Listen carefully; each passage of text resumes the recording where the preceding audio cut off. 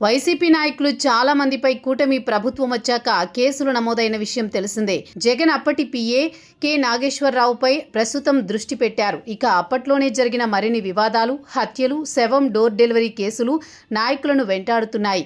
ఈ పరంపరలో ఇప్పుడు మాజీ మంత్రి పెద్దిరెడ్డి రామచంద్రారెడ్డి వంతు వచ్చింది. వైసీపీ హయాంలో పంచాయతీ, అటవీ శాఖ మంత్రిగా పెద్దిరెడ్డి వ్యవహరించారు. ఆ సమయంలో కేంద్ర నిధులతో పంచాయతీల్లో రహదారులు వేసే పనులు చేపట్టారు.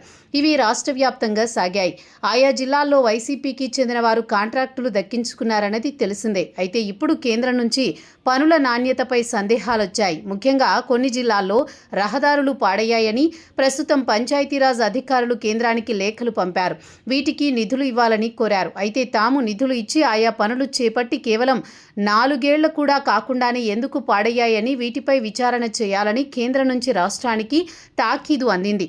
దీంతో పెద్దిరెడ్డి జమానాలో చేపట్టిన రహదారుల నిర్మాణం, ముఖ్యంగా ఆయన సొంత నిర్మాణ సంస్థ పిఎల్ఆర్ దక్కించుకున్న కాంట్రాక్టులు, చేపట్టిన పనులు వంటి వాటిపై విజిలెన్స్ అధికారులు దృష్టి పెట్టారు. ఈ మొత్తం వ్యవహారంలో 500 కోట్ల రూపాయల మేర నిధులు సొంతం చేసుకున్నారన్న ఆరోపణలున్నాయి.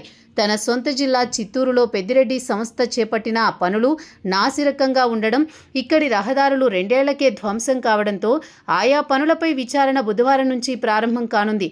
దీనికి తోడు కాంట్రాక్టర్లను కూడా బెదిరించి పిఎల్ఆర్ సంస్థకే అన్ని పనులు కట్టబెట్టారన్న ఫిర్యాదులు కూడా ఉన్నాయి. ఈ పరిణామాల నేపథ్యంలో పెద్దిరెడ్డిపై చర్యలు ఖాయమని, నిజాలు నిగ్గుతేలుతాయని చిత్తూరు రాజకీయ వర్గాలంటున్నాయి. కాగా గత ఏడాది అటవీ భూములు ఆక్రమించుకున్నారని పవన్ కళ్యాణ్ విమర్శలు చేసినప్పటికీ వాటిపై చర్యలేమయ్యాయో ఇప్పటికీ అంతు చిక్కడం లేదు.